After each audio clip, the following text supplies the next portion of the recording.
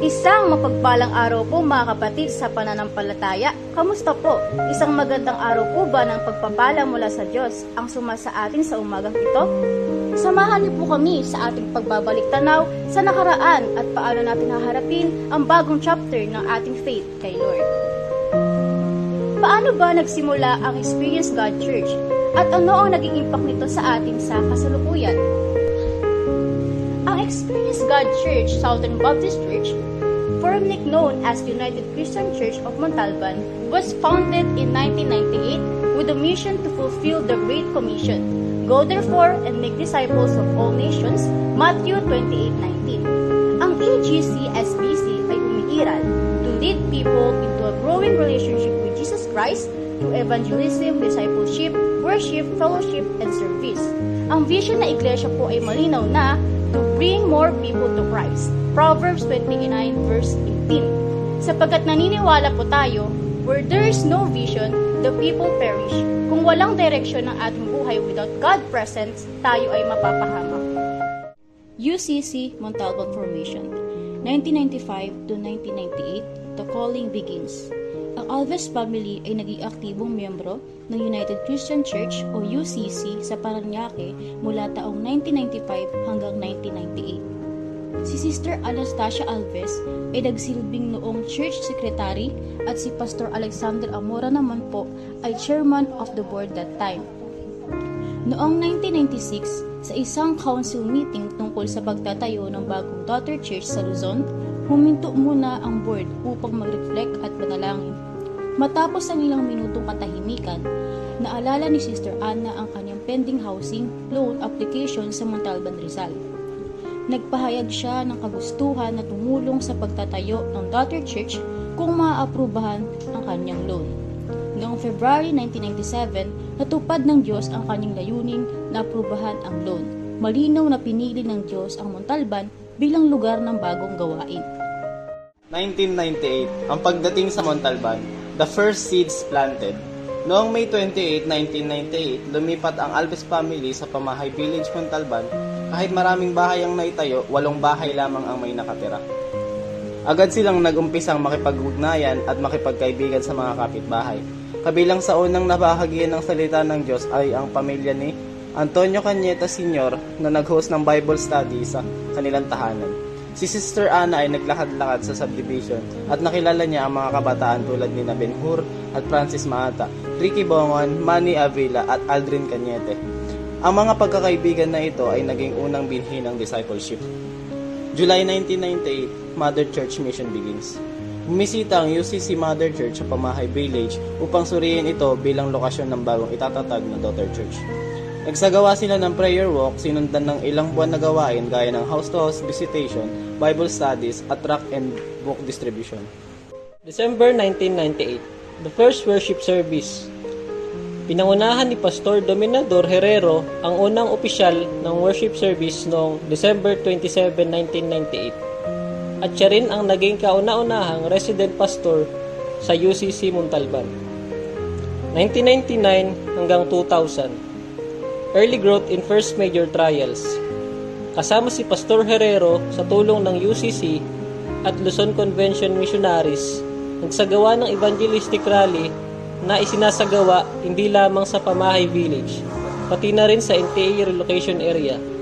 At habang ito ay naisasagawa, unting-unti dumarami ang mga taong tumatanggap kay Kristo at kasabay nito ang paglago ng iglesia.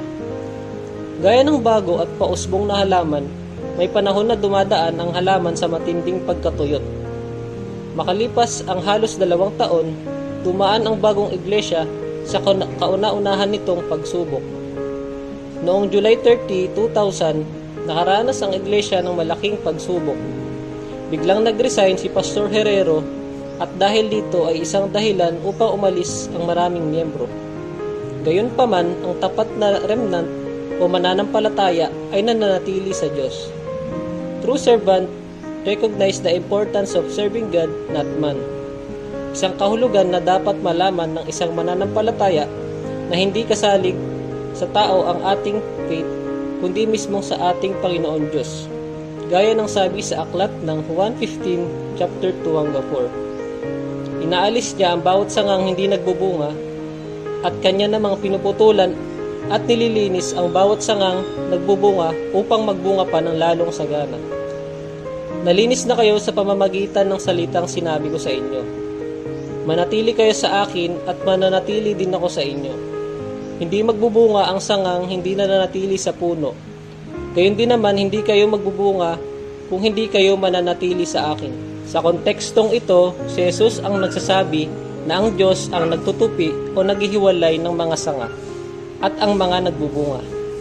Matuwid ay pinapalaki at nalilinis habang ang mga hindi nagbubunga or bulok ay pinuputol. Ito ay simbolo rin ng paghihiwalay ng masama sa mabuti at kahalagahan ng pagiging proseso para sa espiritual na bunga. 2000 to 2002, Recovery through Transitional Leadership. Hindi basta matitinag ng anumang pagsubok ang mga mananampalatayang tapat sa Panginoon. Pansamantalang pinamunuan ni Pastor Francis Berog ang worship service mula August 6, 2000 hanggang January 28, 2001. At sinundan siya ni Pastor Federico Lagardia mula February 4, 2001 hanggang January 28, 2002. At unti-unting naibalik ang confidence sa iglesia mula sa mahirap na sitwasyon na kinakaharap nito. Parehong tumulong ang dalawang pastor sa pag-stabilize at pag-rebuild mula ng church. 2002 to 2006, Strengthening and Recovery Years under Pastor Alexander Amora. Noong February 3, 2002, personal na pinamunuan ni Pastor Alexander Amora, head pastor ng UCC, ang mga gawain at tungkulin sa Montalban. Sa pagpapatibay muli ng Church Foundation ay ilan sa kanyang mga layunin ay i-rebuild ang iglesia matapos ang mga hamon, palakasin ang pananampalataya ng mga members, suportahan ang pangangailangan ng church, i-revive muli ang Bible studies at Sunday school para sa mga bata at house visitations para sa mga members. Sa panahon ni Pastor Alex Amora ay muling dumami ang mga members ng church at mas tumatag ang kanilang pananampalataya sa Diyos at naisagawa ang maraming series ng water baptism upang maging ganap na mananampalataya ang mga members. Malaki ang naging contribution ni Pastor Amora sa church rebuilding, also in spiritual guidance and sa financial assistance for church recovery. Pagkatapos ng almost 4 years na paglilingkod sa Diyos, ay muli niyang binalik ang pamumuno kay Pastor Federico Laguardia noong January 29, 2006. 2006 to 2008, Church Growth and Pastor Lagardia's Bison Ministry. Noong February 5, 2006, pinangunahan ni Pastor Lagardia ang iglesia. Nag-focus siya sa growth inside and outside ng church, gaya ng house visitations at continuous prayer meeting para mas mapalalim ang relasyon sa Diyos. Mahalagaan niya ang growth ng bawat isa para malaman natin saan na ba ang ating faith kay Lord. At nag-encourage siya na hindi lamang tayo church spectators but we are God's workers. Mahalaga ang paglago inside man and outside of ours anya. Pagkatapos ng 2 taong dedikadong paglilingkod sa Diyos, sinamantala ni Pastor Lagardia ang pagkakataong ibahagi naman ang salita ng Diyos sa loob ng bilangguan. Dahil naniniwala siya na everyone deserves to experience God's love, even behind bars, at hindi pinalampas ni Pastor Freddy ang opportunity na ito, kaya noong January 27, 2008, inilipat niya ang pamumuno sa Montalban kay Pastor Rinaldo Amamillo upang ipagpatuloy bagong misyon ang ipadama ang pagmamahal ni Jesus Christ sa mga tao sa bilangguan. Hanggang sa dumating ang May 2010, ang misyon ni Pastor Lagardia ay natapos na, nang siya ay bumalik na sa piling ng ating Panginoon. His legacy will remain sa church at ito ay ating ipinagpapasalamat sa Diyos. His dedication for ministry ay hindi kailanman masasayang. 2008 to 2009, Pastor Reynaldo Amamillo and the Rise of the Youth. Noong February 3, 2008, pinakita ni Pastor Reynaldo Amamillo ang masigasig na pamumuno sa iglesia at isa dito ang pag-focus sa mga kabataan. Kinilala niya ang kahalagahan ng pag-aalaga sa mga kabataan dahil sila ang magiging leaders ng sa church na hinaharap. To engage the youth, he organized gaya ng basketball games at youth empowerment events upang mailapit ang mga youth closer to God.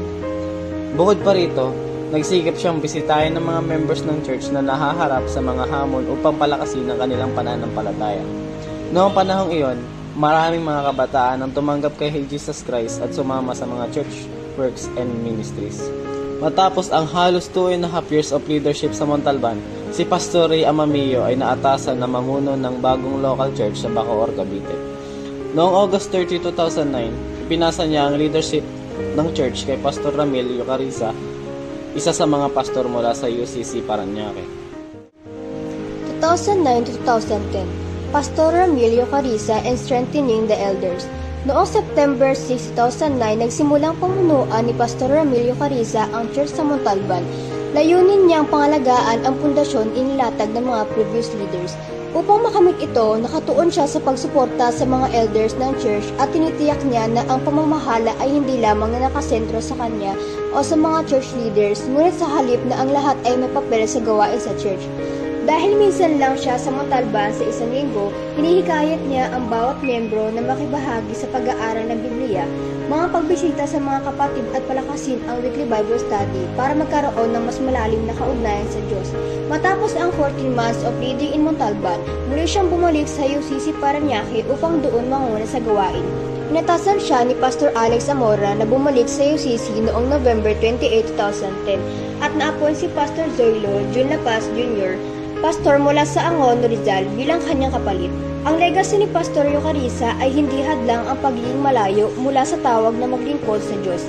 Ang mahalaga ay ang pagtiyak na binibigyan mo ng kalakasan na isang mananampalataya na maging matatag at may kakayahang tumayo sa kanilang sarili sa tulong at patnubay ng Diyos. 2010 hanggang 2024, Pastor Zoilo Lapas Jr. in a New Era of Vision. Noong December 5, 2010, formal na pinangisawaan ni Pastor Zoilo Lapas Jr. ang iglesia. Dala ng vision na Think Big, Start Small. Ang vision na ito ay nagtatalakay ng paniniwala na nagsisimula sa maliliit na hakbang, ang pagpapala ng Diyos, patungo sa magandang kinabukasan, ang naghihintay sa church sa hinaharap. Tulad ng mga nagdaang pastor, nagsimula siyang mag-focus sa strengthening believers, searching for gifts, empowering the youth, teaching unity and ministry, and building the foundation for future leaders. Ipaniliwanag niya na this effort is not just the responsibility of the pastors and leaders. Everyone should participate in God's work. Ang collaborative approach na ito ay mahalaga hindi lang sa growth ng church, pati na rin sa spiritual na pag-unlad ng bawat isa, allowing them na maging matured in Christ. Sa kanyang panahon bilang pastor, si Pastor Lapas ay naging bahagi ng isang nabuong samahan ng mga churches sa Montalban, Rizal. Kasama ni Pastor Jun Osorio mula sa Disciple Maker Church, tinatag nila ang Southern Baptist Church sa Rodriguez, Rizal or SBCAR noong 2016. Ang samahan ay kasalukuyang may 5 miyembro ng asosasyon at patuloy na lumalago at nagkakaisa para sa layunin ng pagpapalaganap ng salita ng Diyos sa lahat ng dako. 2019, a historic milestone SEC and LCSBC registration, isa sa mga makabuluhang milestone ng pamumuno ni Pastor Jun Lapas in accordance with the will of the Lord ay ang official na registration ng church sa Securities and Exchange Commission of the Philippines o SEC noong March 25, 2019. As a result, ang church, formerly known as United Christian Church, ay narename bilang Experience God Church, SBC. Sa panahon ni Pastor Lapas, ang iglesia ay formal na nairehistro at naging bahagi na ng Luzon Convention of Southern Baptist Churches o LCSB na ginanap sa Baguio City noong November 2022. 2020 to 2022, faith through the COVID-19 pandemic. Similar to the victory, ang church ay sumailalim muli sa panibagong pagsubok. May lumabas na virus na hindi lamang mananalasa sa Pilipinas kundi sa buong mundo dahil sa COVID-19 pandemic. Ang pagpasok ng COVID-19 sa Pilipinas ay nagdulot ng malawakang pagbabago sa pamumuhay ng bawat mamamayan. Mula sa kalusugan, ekonomiya, edukasyon hanggang sa pang-araw-araw na gawain, naging matinding hamon ang pandemya. Nagbukas ito ng panibagong yugto ng pagsubok ng humubog sa katatagan hindi lang ng bansa kundi ng buong mundo. Sa kabila ng mga hamon, nanatiling matatag ang mainit at masigasig na pananampalataya ng mga kapatid. Naipagpatuloy pa rin ang paglilingkod sa pamamagitan ng online worship at nagpatuloy ang mga kapatid sa paglilingkod sa Diyos. Dala ang faith na walang sakuna at makapaghiwalay sa mga malalim na sa pananampalataya sa Diyos. Sa gitna ng matinding pandemya, nakita natin ang katapatan at awa ng Diyos. Walang sino man sa iglesia ang pumanaw, bagkus ay lalo tayong pinalakas ng Panginoon. Mas tumibay ang ating pananampalataya, mas umalab ang paglilingkod at mas nagkaisa ang bawat kapatid para sa gawain ng Diyos. Tunay na sa lahat ng pagsubok, ang Diyos ang ating sandigan at tagapag-ingat, kaya marapat sa Kanya ang lahat ng kapurihan. 2022 to 2024, the 2019 Vision, Preparing Future Leaders. Pastor Jun Lapas has profound vision for the church. Naniniwala siya na hindi sapat na palakasin lamang ang pananampalataya ng kongregasyon sa Diyos. Mahalaga din na mag-prepare ng individuals who can lead in the future. Mula noong 2019, siya ay nagtuturo at nagsasanay sa mga kapatid sa ministry and theology. Itinuro niya kung paano manguna sa gawain at pangalagaan ang paglago ng kongregasyon sa ilalim ng patnubay at provision ng Diyos. Itinuro niya kung paano manguna for church work and care for the congregation growth under God's guidance and provision. Naintindihan niya na hindi siya habang buhay na mananatili dito sa Montalban upang manguna sa mga gawain. Pastor Jun Lapas emphasizes na kinakailangan na may taong handang humawak sa pamumuno sa church pagdating ng panahon na siya ay aalis na. 2024, the end of Pastor Lapas era. Pastor Lapas leadership has come to an end. On April 9, 2024, he formally announced his retirement na magiging epektibo sa huling linggo ng nasabing buwan. He leaves behind a legacy that emphasizes how even the smallest effort, when dedicated to the work of the Lord, can grow and lead to significant and successful outcomes. Ang Diyos ay nagbibigay ng katagumpayan sa mga taong kumikilos para sa kanyang gawain. Upon his departure, nagbunga na ang kanyang itinanim at ipinanalangin para sa maging handa sa paglilingkod at panguna sa church. With the blessings of the Lord God, He appointed his successor, Brother King Romeo Albes and Brother Christian Ekal, to lead the ministry of the church. 2024 up to present, a new generation of servant leaders. After 14 long years, the church turning to a new chapter. The church has a new leadership. Brother King Romeo Alves formally began managing the entire church administration noong May 5, 2024. Kasama ni Brother Christian Ekal na nagsimula naman sa ministry noong June 2, 2024. Sila ang mga hinirang na bagong mga ngasiwa at mamamahala sa pagpapalaganap ng ebanghelyo at pagkabay sa mga kabataan at buong kongregasyon. Dala nila ng mga aral mula sa mga nauna sa kanila na ang Diyos ay dapat paglingkuran higit sa lahat. Anuman ang dahilan o sitwasyon, dapat unahin ng mga pinuno ang kanilang kapakanan at pangangalaga. Magsikap para sa kongregasyon at panatilihing matatag ang pananampalataya ng bawat isa sa Diyos. Sa kasalukuyan, habang pinangungunahan nila ang pagpapatibay ng pundasyon ng kongregasyon sa ilalim ng patnubay ng Diyos, kasama si Sister Arshena Domingo, nag-aaral din sila ng isang theological studies class para palalimin ang kanilang pananampalataya at kaalaman sa gawain. Sa patnubay ni Pastor Jun Osorio mula sa Disciples Maker Church ay nagsisilbing kanilang guro sa gawain ito. Celebrating 27 years of God's faithfulness. As stated sa book of Matthew, chapter 28, verse 19 to 20. Therefore, go and make disciples of all nations, baptizing them in the name of Father, the Son, and the Holy Spirit. Teach them to obey everything I have commanded you. and surely I am with you always, even to the very end of the age. Ang Experience God Church ay naging bahagi ng mahaba at mayamang kasaysayan ng gawain sa Diyos. Sa pamamagitan ng mga misyon, patuloy tayong ginamit ng Diyos upang ipahayag ang kanyang pag-ibig at katotohanan. Today, we stand in awe of God as we celebrate 27 years of His unwavering faithfulness.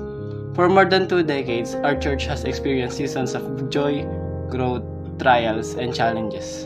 Nagpapasalamat kami sa Diyos para sa kanyang pangangalaga sa Experience God Church. Salamat sa kanyang katapatan. Happy blessed 27th anniversary to EGC. To God be all the glory.